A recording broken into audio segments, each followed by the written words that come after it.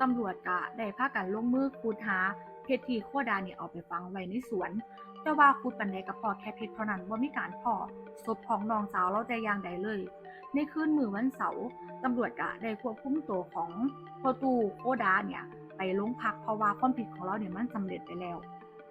ต่อมาในเสาร์วันอาทิตย์โคนันกับเด็กน้อยแก๊งนักสืบเยาวชนเนี่ยก็ได้พากันไปนำหาเบาะแสเพิ่มเติม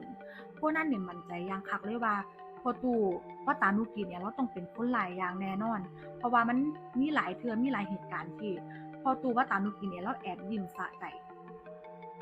โคนันก็เลยตัดสินใจไปถามโมจิดะผู้ที่ได้ยินเสียงขุดดินในคืนมื้อเกิดเหตุนั่นล่ะ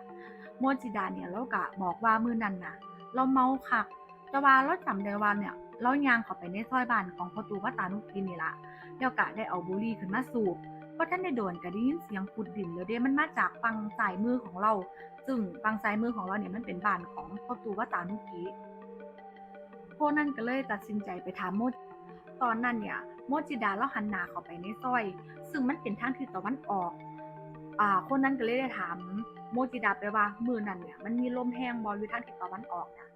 โปะเชะเลยโมจิดาเนี่ยจำได้ทันทีเลยว่าตอนนั้นเนี่ยเราพยายามจุดไฟแช็กแต่ว่าลมมันแรงเกินไปเราก็เลยหันตัวเจ้าของเนี่ยไปบังลมไว้ซึ่งมันก็แปลว่าเราหันกลับไปทางหน้าปากซอยซึ่งมันเป็นทางทิศตะวันตกแล้วก็เสียงขุดดินที่ได้ยินแล้วก็เข้าใจว่ามันมาจากบ้านของพ่อตู่ว่าตานุกีเนี่ย